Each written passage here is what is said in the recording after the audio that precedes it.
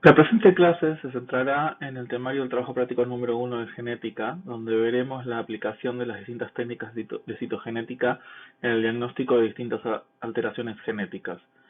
Es importante aclarar que el presente video está hecho a modo de ayuda para guiarlos en el estudio, pero que los alumnos deberán suplementar este recurso con la resolución de la guía de ejercicios correspondiente y leyendo los temas incluidos en el programa de embriología y la bibliografía recomendada. Particularmente, la teoría de los temas a abordar en el presente trabajo se encuentra en los seminarios de genética ya publicados por la cátedra. Recomiendo que antes de comenzar con este video vean los seminarios 1 y 2 de genética para tener los conceptos básicos de gen y genoma ya asimilados, y los seminarios 6 y 7 donde se detallan las bases teóricas de las anomalías cromosómicas o cromosomopatías que se estudiarán en este TP. Para empezar, vamos a repasar de forma muy resumida algunos conceptos básicos que ya fueron revisados con más profundidad en los seminarios de genética. Definimos un gen como una secuencia de nucleótidos que codifica un producto génico de importancia biológica. Los genes representan la unidad básica de la herencia y están asociados a secuencias reguladoras. Los alelos, por su parte, son las distintas variantes que puede poseer un gen. Por ejemplo, si tenemos en cuenta el gen del grupo sanguíneo, este se puede presentar en 3 alelos o versiones diferentes, A, B y 0. Por otro lado, llamamos locus a la posición o localización de un gen en el genoma, mientras que el loci se utiliza como la fórmula plural para definir varias localizaciones. El genoma humano está conformado por alrededor de 3.000 millones de pares de bases y contiene unos 20.000 genes que se disponen en forma lineal a lo largo de los cromosomas, que a su vez se organizan en 23 pares de cromosomas lineales, dando un total de 46 cromosomas. La molécula de doble hélice del ADN se encuentra empaquetada a distintos niveles según en qué momento del ciclo celular nos encontremos. El mayor nivel de compactación se observa en metafase, donde los cromosomas adoptan la clásica forma de X con las que se los asocia. De esta forma, el cromosoma metafásico se encuentra duplicado y altamente condensado. El mismo está entonces compuesto por dos cromátides hermanas, unidas mediante el centrómero. Los brazos superiores al centrómero se denominan brazos P o brazos cortos, mientras que los que se encuentran inferiores al centrómero se denominan brazos Q o brazos largos. Los extremos de los cromosomas poseen unas regiones de ADN repetitivo denominadas telómeros, que protegen a la cadena de ADN del acortamiento al que están sometidos las moléculas de ADN lineales en cada ciclo de replicación. Los cromosomas pueden clasificarse en distintos tipos según la ubicación del centrómero. Los cromosomas metacéntricos poseen un centrómero en el centro y los brazos P y Q poseen el mismo tamaño. En los cromosomas submetacéntricos, el centrómero se encuentra entre el centro y el extremo del cromosoma, y en los cromosomas acrocéntricos, el centrómero se sitúa en el extremo del cromosoma, dejando un brazo P muy pequeño. Finalmente, los cromosomas telocéntricos tienen un centrómero en los telómeros. En humanos solo hay cromosomas metacéntricos, submetacéntricos y acrocéntricos. La citogenética es una rama de la genética que comprende el estudio de la estructura, función y comportamiento de los cromosomas. Incluye la utilización de técnicas tales como el cariotipo, el análisis por bandeo G en cromosomas, junto con otras técnicas de bandeado citogenético, así como también técnicas de citogenética molecular, tales como la hibridación in situ por fluorescencia o FISH y la hibridación genómica comparada. Un cariotipo representa el patrón cromosómico de una especie expresado a través de un código establecido por convenio que describe las características de sus cromosomas. En el reporte de un cariotipo en humanos, se describe el número total de cromosomas seguido de una coma y se aclara la composición del par sexual. De esta forma, un cariotipo normal femenino sería 46,XX y uno masculino sería 46,XY. Un cariograma, por otro lado, es la representación gráfica de los cromosomas de una célula metafásica ordenados según su morfología y tamaño, mientras que un ideograma es una representación de los cromosomas ordenados de acuerdo a su morfología y tamaño, mostrando el patrón de bandas. Este ordenamiento y las bandas observadas, que requieren tratamiento de tinción extra luego de la realización del cariotipo, son específicas de una especie y tienen los mismos patrones entre todos los individuos sanos de la misma especie. Para la realización de un cariotipo es necesario primero obtener una muestra de células viables. La fuente más común es mediante la extracción de sangre, de donde se obtienen los linfocitos que serán posteriormente cultivados. Otra fuente de células posibles son las células descamadas de la piel del feto obtenidas por amniocentesis o de las células provenientes de una punción de vellosidades coriónicas. Una vez obtenidas las células, estas son cultivadas en un medio adecuado entre 2 y 3 días para amplificarlas. Posteriormente se les agrega colchicina, una sustancia que inhibe la formación de los microtúbulos, llevando a que cuando las células en división lleguen a metafase, donde sus cromosomas alcanzan un alto grado de compactación, el ciclo celular se detenga, ya que no se puede continuar con la anafase. De esta forma, el cultivo queda eventualmente sincronizado en metafase. Finalmente, las células son sometidas a una solución hipotónica para ser luego fijadas y goteadas en un portaobjetos. La solución hipotónica genera que las células se hinchen considerablemente, por lo que al dejar caer una gota de una solución suficientemente diluida sobre un vidrio, el impacto genera la ruptura de la célula con la consecuente liberación de los cromosomas. Este proceso puede completarse con una tinción que permite observar los cromosomas al microscopio. Esta tinción puede hacerse con colorantes, sondas fluorescentes o pretratando con enzimas el preparado antes de agregar un colorante. Uno de los colorantes más utilizados en citogenética es el colorante Giemsa. Con la utilización de este colorante, los cromosomas pueden ser observados de un color violáceo. La mayoría de las imágenes suelen mostrarse en blanco y negro. Esta coloración solo nos permite observar el número de cromosomas e identificar algunas formas y estructuras básicas. Pero si queremos un mayor detalle, es posible usar otra técnica de tinción de los cromosomas denominada bandeo cromosómico. Normalmente existen varios tipos de bandeo en base al colorante utilizado, pero uno de los más comunes es el bandeo G, que utiliza Giemsa como colorante. En esta técnica, luego de realizar el cariotipo y previo a la tinción con Giemsa, los cromosomas son tratados con tripsina, una enzima que degrada proteínas. Esto permite, luego de la tinción, observar un patrón de bandeado estable donde las bandas oscuras se asocian a regiones del cromosoma ricas en adenina y timina, mientras que las bandas claras se asocian a regiones ricas en citosina o guanina. De esta forma, una banda es una parte definida de un cromosoma que se tiñe claro u oscuro, según sea la técnica usada. Cada cromosoma tiene su patrón de banda definido. Por lo tanto, el bandeo cromosómico contribuye a identificar los cromosomas individuales y las anomalías estructurales de los mismos. Cada banda comprende varios genes y la posición y distribución de dichas bandas pueden utilizarse para definir la posición o locus de un gen. Es así que, como se observa en la imagen, los cromosomas están separados en regiones, bandas, subbandas y hasta subbandas. Las regiones se numeran desde el centrómero hacia las periferias con números arábicos, 1, 2, 3, etc. Dentro de cada región, las bandas reciben el mismo tratamiento, siendo la banda 1 la más cercana al centrómero. Si se trata de un bandeado de alta definición, también dentro de las bandas podemos ver subbandas y dentro de estas, a su vez, observamos subbandas.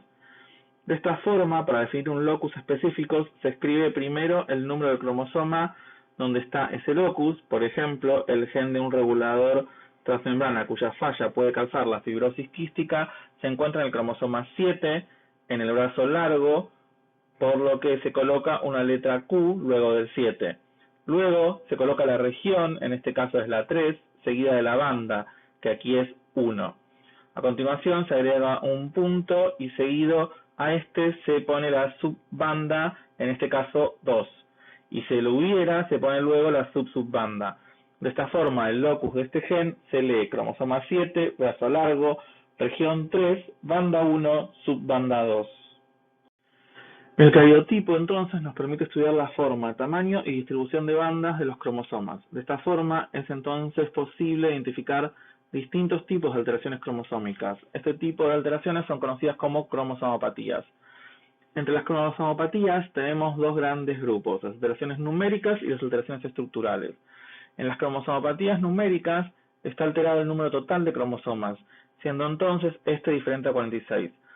Estas alteraciones pueden afectar todo el conjunto de cromosomas, como en las poliploidías, siendo este tipo de alteraciones inviables en animales. O también pueden afectar algunos cromosomas en particular, como en las trisomías, donde un par cromosómico presenta un cromosoma extra. En humanos, las únicas trisomías viables afectan cromosomas autosómicos y son las del 13, 18 y 21, mientras que los sexuales pueden presentar distintas polisomías viables. Respecto a las monosomías, la única viable es la del par sexual 45X, conocida normalmente como síndrome de Turner. Los mosaicismos cromosómicos son patologías donde se observa una mezcla en la población de células donde un grupo de células posee un número normal de cromosomas, mientras que otras presentan alguna alteración cromosómica. Este tipo de alteraciones puede presentar una variedad de síntomas asociados a los tipos de alteraciones presentes. Por otro lado, su grado de gravedad está normalmente asociada a la proporción de células normales versus afectadas. La forma de reportar una alteración numérica es reportando el número total de cromosomas seguido de una coma y la combinación de cromosomas sexuales correspondientes, seguidos de una coma y un signo más seguido del cromosoma extra. En el caso de las monosomías o polisomías sexuales, se expresa el número total de cromosomas seguido de una coma y la combinación de cromosomas sexuales correspondiente. Por ejemplo, un individuo masculino con una trisomía del 21 se reporta como 47, XY, más 21. Y un síndrome de Turner se reporta como 45, X. Las células que no contienen un número de cromosomas múltiplo de 23 se denominan aneuploides y presentan ganancia o pérdida de cromosomas. La causa más frecuente de aneuploidía es la ausencia de disyunción, es decir, la incapacidad de los cromosomas para separarse normalmente durante la meiosis. La ausencia de disyunción puede producirse durante la meiosis 1 o durante la meiosis 2. El gameto resultante carece de un cromosoma o posee dos copias del mismo, produciendo un cigoto monosómico o trisómico respectivamente. En el caso de las cromosomopatías estructurales, el número de cromosomas no se ve alterado, pero se presentan cambios en las estructuras de los mismos. Además de la pérdida o ganancia de cromosomas completos durante la formación de las gametas, se pueden perder o duplicar partes de cromosomas o se pueden alterar la disposición de regiones cromosómicas. Las cromosomopatías estructurales pueden ser no balanceadas, o sea, el reordenamiento origina una ganancia o pérdida de material cromosómico, o balanceadas, sin pérdida ni ganancia de material. A menudo los reordenamientos estructurales balanceados no tienen consecuencias importantes para el individuo, aunque sí pueden afectar a la descendencia. No obstante, las anomalías no balanceadas pueden producir graves enfermedades tanto en el individuo portador como en su descendencia. Este tipo de cromosomopatías estructurales pueden producirse cuando los cromosomas homólogos se alinean de un modo inapropiado durante la meiosis.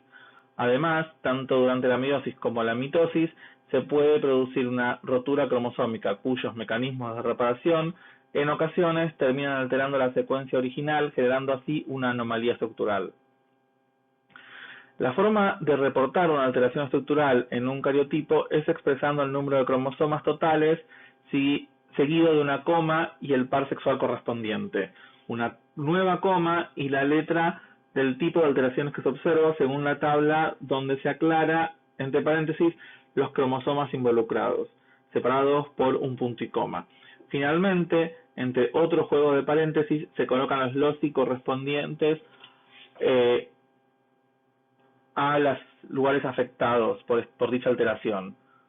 Por ejemplo, un individuo masculino con una translocación recíproca entre el cromosoma 1 y 6 se escribiría como el segundo ejemplo: 46, XY, T de translocación recíproca y entre paréntesis 1, punto y coma, 6, haciendo referencia a que afecta a los cromosomas 1 y 6. Y finalmente, entre paréntesis, las regiones afectadas en cada cromosoma separadas por un punto y coma. En este caso, la banda del brazo largo, región 3, banda 2 del cromosoma 1, se intercambió con la banda del brazo corto, región 2, banda 2 del cromosoma 6. Entonces, ¿en qué situaciones es conveniente el uso de un cariotipo? Por un lado, el cariotipo no requiere información previa de lo que se está buscando, por lo tanto es una buena técnica para descubrir un problema genético del cual no se tiene información. Por otro lado, solo voy a poder detectar alteraciones grandes de más de 5 millones de pares de bases. Por lo que si estamos ante un problema que afecta a un único gen, no va a ser detectable mediante esta técnica. Una ventaja que tiene la técnica es que no requiere un equipamiento muy complejo y puede hacerse prácticamente en cualquier lado. Por otro lado, los cariotipos tienen sentido cuando nos encontramos ante un problema en donde se ven afectadas varias estructuras distintas en las cuales no encontramos una correlación embriológica clara o que no pueden ser explicadas por un único gen alterado. De esta forma, el cariotipo nos va, como dijimos recién, que tiene una alta gama de genes afectados en cada banda que desaparece o que o modifica su ubicación, nos está diciendo que hay muchos genes afectados que pueden no tener ninguna relación entre ellos. La hibridación in situ fluorescente, o FISH por sus siglas en inglés, es una técnica ampliamente empleada en la que un fragmento marcado de ADN específico de un cromosoma o sonda se expone a cromosomas desnaturalizados en metafase, profase o interfase. Se puede realizar luego de la realización de un cariotipo, donde en lugar de proceder con una tinción con un colorante, los cromosomas son desnaturalizados por temperatura para exponer las hebras de la doble hélice, y así la sonda experimenta entonces un apareamiento de bases complementarias o hibridación con la secuencia de ADN que concuerda con su localización en un cromosoma específico. Dado que la sonda está marcada con un fluorocromo, la posición en la que se hibrida con los cromosomas del paciente puede visualizarse con un microscopio de fluorescencia. Una aplicación frecuente de la hibridación in situ es la de determinar la existencia de una lesión en una región cromosómica de un paciente. En un individuo normal, una sonda hibridará en dos lugares, reflejando la presencia de dos cromosomas homólogos en el núcleo. Si una sonda de un fragmento cromosómico determinado solo hibrida con uno de los cromosomas del paciente, probablemente tenga una lesión en la copia cromosómica con la que no se ha hibridado. En la imagen se puede observar cómo el centrómero de los cromosomas 17, marcado de rojo, muestra la presencia de los pares homólogos.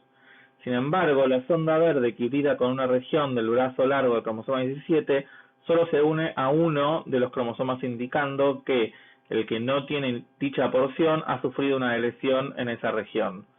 De similar manera, si se marcan dos pares cromosómicos con dos colores distintos, es posible identificar fácilmente una translocación recíproca por la presencia de regiones de color verde en el cromosoma rojo y regiones rojas en el cromosoma verde.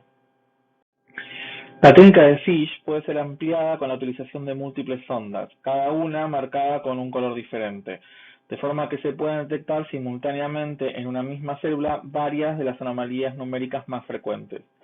Además, en las nuevas técnicas como el cariotipo espectral, se utilizan combinaciones variables de 5 sondas fluorescentes distintas junto con cámaras especiales y un programa informático de procesamiento de imágenes, de manera que cada cromosoma es coloreado de un único color para poder identificarlo rápidamente. Estas imágenes son especialmente útiles en la identificación de reordenamientos cromosómicos. Entonces, ¿en qué situaciones podemos usar FISH como método diagnóstico? Es importante comprender que requeremos conocer la secuencia que estamos buscando, ya que debemos diseñar una sonda, por lo que la técnica de FISH se utiliza normalmente para buscar algo que ya sospechamos, por ejemplo, una lesión de un gen en particular. Por otro lado, las alteraciones detectadas mediante FISH tienen que ser de más de 100.000 pares de bases. Requiere un equipamiento más complejo que la técnica anterior, ya que requiere un microscopio de fluorescencia y los reactivos también son más caros. Esta técnica suele utilizarse para buscar genes en particular, por lo que se utiliza normalmente para detectar enfermedades del tipo monogénicas. Las pérdidas o duplicaciones de regiones cromosómicas específicas pueden detectarse mediante una técnica conocida como hibridación genómica comparada o Array-CGH por sus siglas en inglés.